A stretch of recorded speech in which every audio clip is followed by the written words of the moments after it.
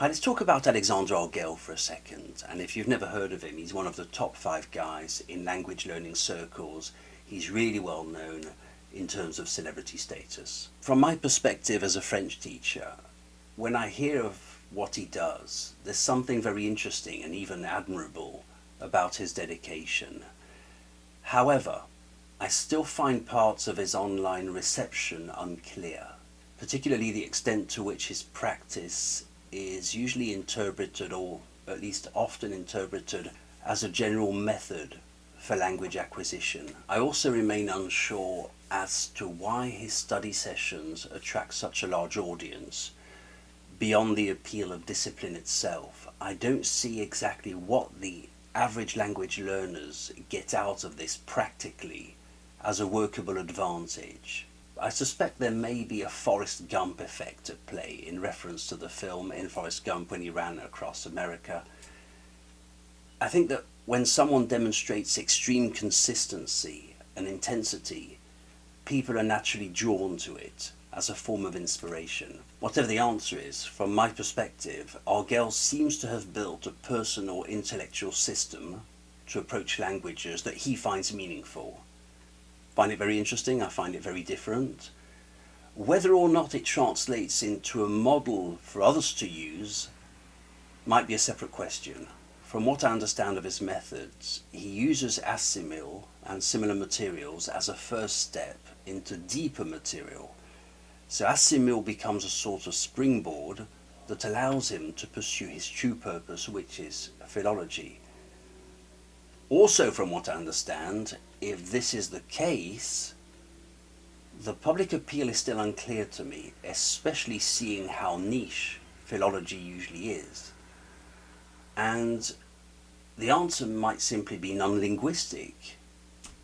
He's interesting, he's nice, he brings many things to people that aren't strictly language related. Perhaps. Another point I don't understand is if you want to study a language for which there's no Assimil or anything equivalent, do you just skip that part? There's no Assimil for almost every obscure medieval dialect or highly specific historical language, so his popular online method, if we can call it a method, even though we know it's not a method, but you know that part of language learning he seems to engage with, isn't being used. For certain types of languages, there's just no Assimil, so I presume he doesn't. I'm sure he's covered this at one point or other. How much of that is an inconvenience for him, and can he manage just as well without it? According to the internet, when this does happen, he pivots entirely back to classical academic rigor, when there's no Assimil, and his process relies on a completely different set of strategies to decode a dead language, for example. There's no Assimil. These are just a few of the things I don't quite get about Alexander Arguelles.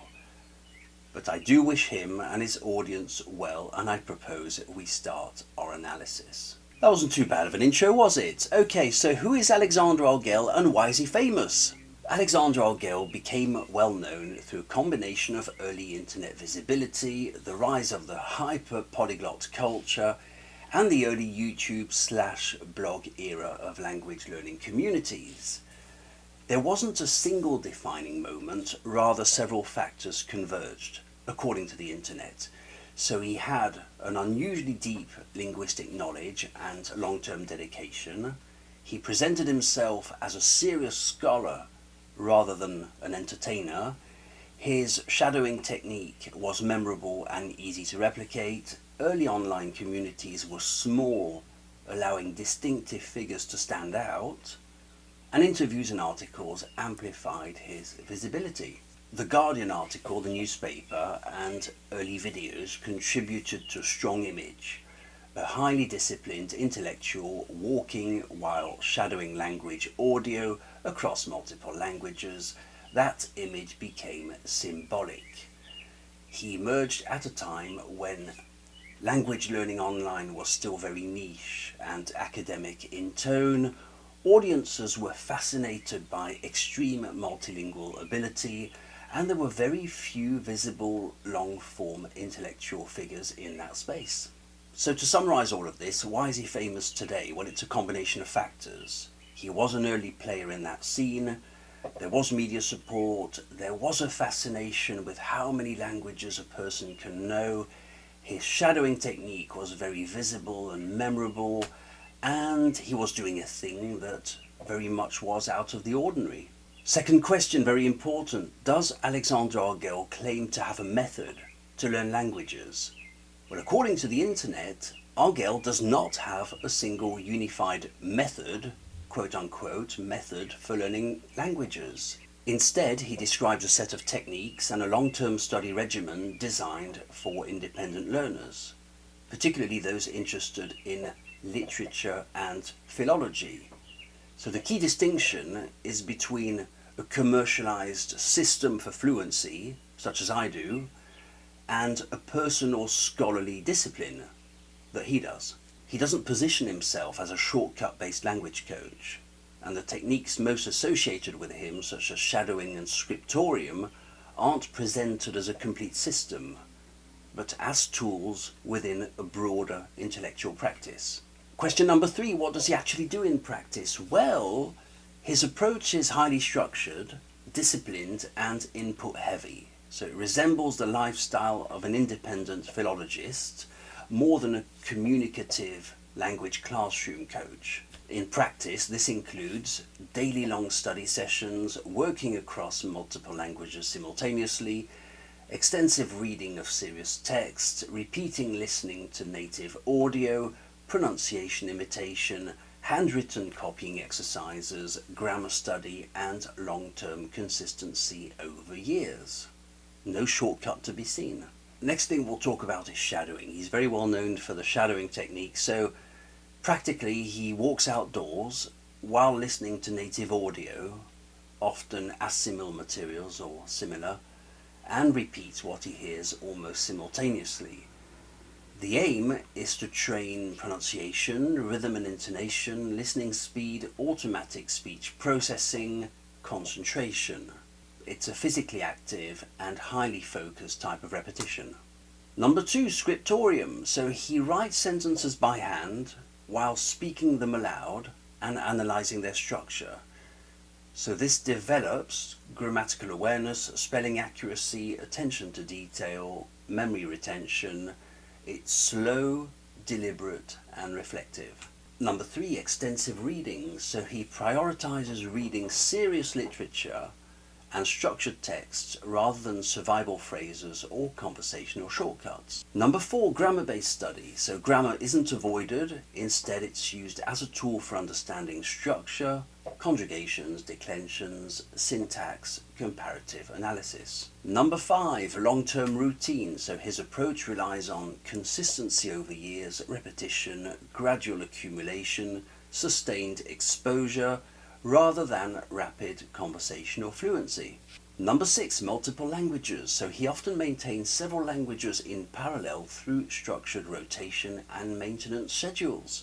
So given all this, it's starting to paint a picture. Given all this, why does his approach mix deep philology, which is the purpose, with beginner materials like Assimil? For the longest time I didn't understand. According to the internet, this apparent contradiction comes from a key distinction in his approach. So he separates the goal, which is literature, philology, long-term mastery, from the training tools, repetition, drills, structured beginner material. Even the simplest of sentences are used as technical exercises for pronunciation, rhythm, listening reflex, automaticity. The content of the Assimil books isn't the goal, the training effect is. But isn't this as good as saying that Assimil actually trains you to know a language, or at least teach you parts of it? This is the part I still don't get. Why does this feel contradictory? Most people assume that language learning follows the following progression: beginner, intermediate, fluent, literature as a final stage. But Arguelles' model is different. He often works in parallel layers. structured drills, reading, listening, grammar study, all developing gradually over time.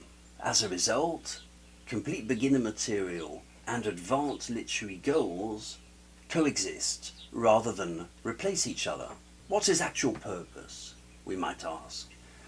His approach isn't primarily about quick communication, so it's closer to long-term intellectual cultivation, reading access to multiple languages, philological and comparative study, disciplined scholarly practice. Language isn't just communication, but it's an object of intellectual engagement. It's not language for communication, just he studies it, you might almost say, for the sake of studying it. Now here's the big question as far as I'm concerned. I come from philology. We were invisible on campus. We were the unseen. We were the unknown. Why are so many people interested if philology is a niche field? And it really is. It's not a study course that you would naturally be drawn towards. Why are so many people interested in what he does, considering his purpose is philology? Most viewers aren't engaging with philology itself on YouTube. They're drawn to discipline and intensity, intellectual identity, the idea of mastery, the aesthetic of the hyper-polyglot scholar, motivation and study inspiration. So in other words, they're often engaging with the symbol of what he represents, rather than the academic discipline itself. Unless the internet is completely wrong and I don't have my facts straight, of course. Why film himself doing it, you might wonder, because I did. Once shared publicly, a private study routine becomes something else. Documentation, teaching demonstration, intellectual performance, identity presentation. The videos don't only show that he studies, but how a highly disciplined learner actually operates.